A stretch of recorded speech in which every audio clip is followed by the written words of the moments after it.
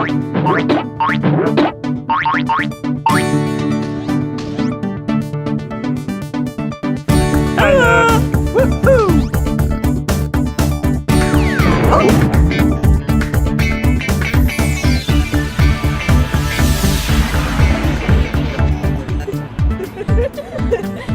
my name's Jonathan, I'm 13 and my family's been fostering for 4 years.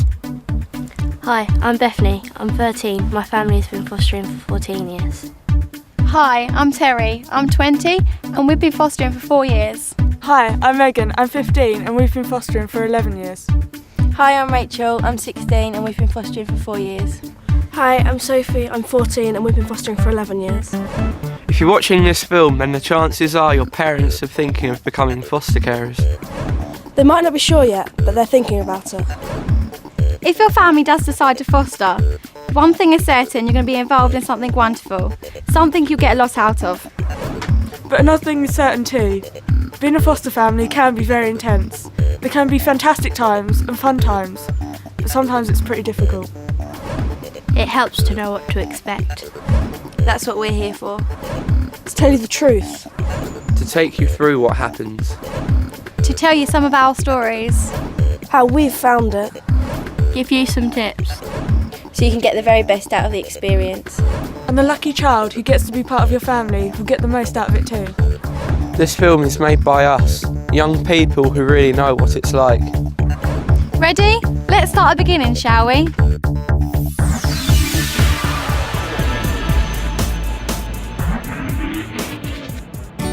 Fostering is when a young person who needs help comes to live with a family who can really look after them. This can be for a few days, a few months, or sometimes longer. There are lots of reasons why a child might need foster care, but many of them have had a pretty bad time. It's important to know that they're not in care because they've done anything wrong. Mm-hmm. The local council provides some money for food, clothes and pocket money. What the family does is provide care, attention, security, friendship and a proper home. Living with a good foster family can change a child's life. For the sons and daughters of foster carers, this means different things. On the one hand, it means you get a new family member to get to know and have fun with. It means helping someone who really needs it. On the other hand, it means having someone you've never met come in to live with you. Someone who might see life differently, who's going to need a lot of time and attention from your parents. It could mean someone you don't always see eye to eye with. The youngest child we've had is 7 and the oldest is 17. And we've had about 9 or 10. And well, some have been like really nice and some haven't. Well, we had a child come to our home when she was 7 months old, and she was born 25 weeks early, so she was premature, and also she had suffered a fracture to her skull. So she came to us when she was 7 months old. She's now 4 and she's my sister. We adopted her, and she's like, they thought that she would have like loads of problems growing up, but she's actually like really healthy and growing up really well. Inevitably, you're always going to have someone that you don't get on so well with. And at the moment, my foster brother at the moment, I don't get on very well with. But we get through it, and I still have fun. And yeah, sometimes you can want to scream. It makes you really, it can be really stressful. But other times it's amazing.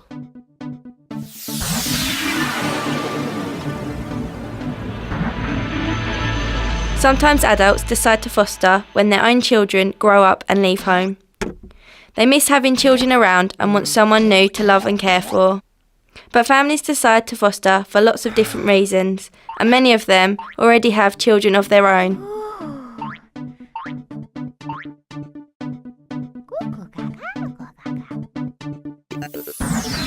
My mum didn't want a 9-to-5 job because she didn't want to miss me growing up and she wanted to spend time at home with me. So when she saw an advertisement for fostering, she thought that would be like an ideal solution. I'm an only child and my mum wanted me to learn to share. She didn't want me to grow up being selfish, and also she loves helping people. She's always been in people jobs and she views fostering as a way of helping people. As my 3 older sisters had moved out, there was only me in the house, so they left quite a few spare bedrooms, and my mum and dad have always considered it and thought they've got the space and the time, so why don't we invite a child in to give attention, love and the support they needed.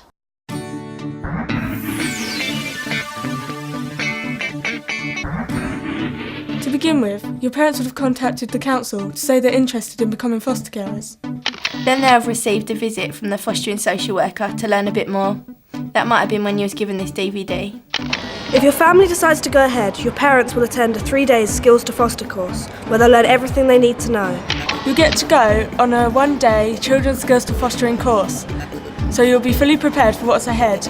This is run by your outreach workers who'll be there to help you with the whole assessment process. You'll get to meet and talk to young people who already foster and find out what it's really like. Before the Children's Skills to Foster course, think about the sorts of things you'd like to know and make sure you ask all the questions you want to. Also, ask your parents about what they learnt on their course. Before your family has its final assessment, an outreach worker will visit and chat with you personally to make sure you're absolutely comfortable with a new child sharing your home. Again, use this to ask as many questions as you like. Make sure you let the rest of your family know how you're feeling, the things you're looking forward to, the things you're not sure about and what you think should be done. You're a part of this and your opinion matters. Being upfront with your parents is the best way to support them.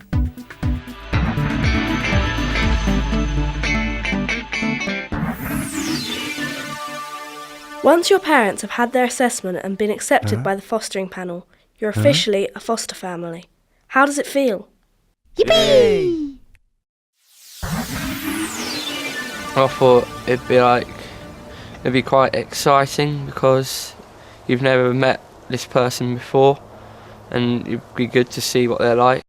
Well, when I first heard that we was going to become a foster family, I was petrified. I thought I didn't know what was going to happen. I didn't know what fostering was or anything about it, so I was scared like what was going to happen.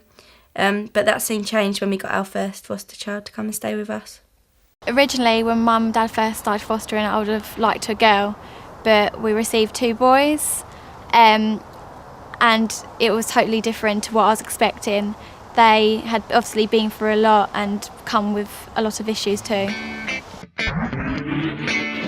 Before your foster child arrives, there's generally a lot of preparation to make the house ready and safe. Dangerous objects and some personal things might need to be put away.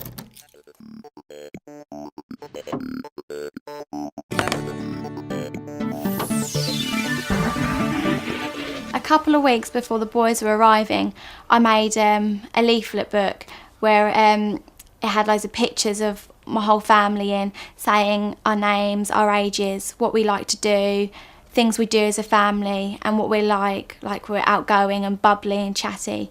But then it also has the section where we say we're welcoming, we can just sit down and listen, we can talk to you if you need to, or just sit down and play games. I felt that making this book will make them understand who we are and also tell them not to be scared because we're an open family.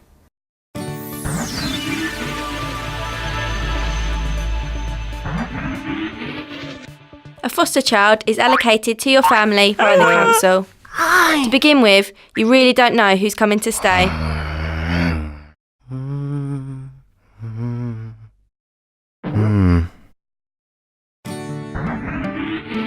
When I got told we had 2 boys coming, I was extremely nervous, excited, but I suppose you never know who you're going to get, what they're going to be like, what their interests are going to be. But you can never prejudge. I suppose you've got to talk as soon as they come, talk and find out who and what they like to do.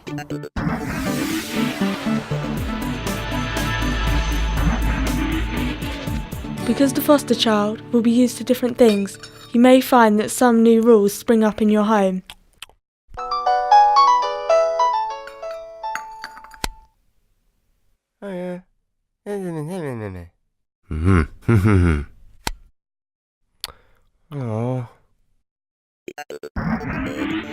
We once had someone who got their phone out at the dinner table. We'd never had that rule before because it had never been an issue. But suddenly we had a rule, no phones at the dinner table. When one of the foster children was moved to my school, it caused me a lot of problems. Her inappropriate behaviour reflected on me, and people associated me with her and her behaviour. I told my mum and dad about it, and they told the social workers and everyone about it.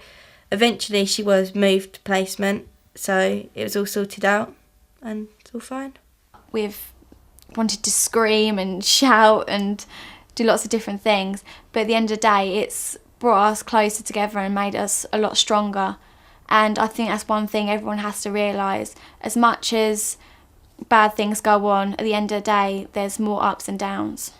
In one case, a girl ran away and she wouldn't come back until really late in the evening, so we had to get the social workers involved, her family was involved, and it took a lot of the attention away from everyone else living in the house, so it was hard to deal with. A boy we previously had, he stole an Xbox controller from game, and he told me not to tell my mum, but I couldn't keep a secret from her, so I had to tell her. And he said to me, "Why did you tell her?" And I had to say, because you can't keep secrets from my parents and they need to know everything you've told me. If you get on well, a foster child might want to tell you things or share experiences they haven't told your parents or social worker. With foster children though, you can't keep secrets. It may seem like a betrayal of trust, but let them know immediately you have to tell your mum and dad. When a foster child arrives, your parents will be given details about their age and background. This information is strictly confidential, but you're allowed to know some of it. Make sure your parents keep you informed. The more you know, the easier it is to understand and deal with things. If occasionally you feel a little bit, Or a little bit. that's okay. There's lots of things you can do. First up, talk to someone. If you want, it can be someone outside your family, like your outreach worker. It also helps if you have somewhere to escape to if you need to.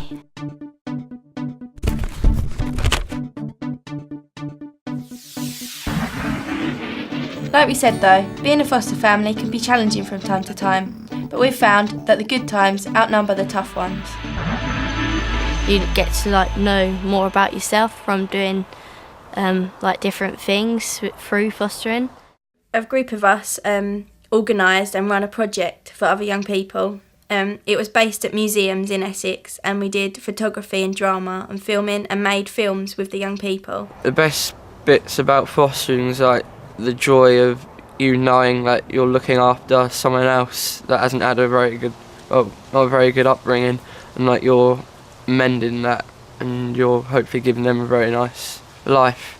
Good things about fostering I've found is that you're meeting new people from different backgrounds. Not everyone's had the greatest background in the world, but it's different backgrounds that you can learn from as well as they can learn from you. Over the years that I've been fostering, I've ended up accumulating a web of people all over Essex, of ex-foster sisters that I go to see, and I've made so many good friends, and it's all good.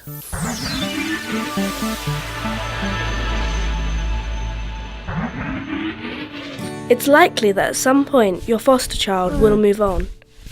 When this happens, you may feel a variety of emotions. Or perhaps it might be, Hey, you. Well, who knows what next time will be like. Hiya.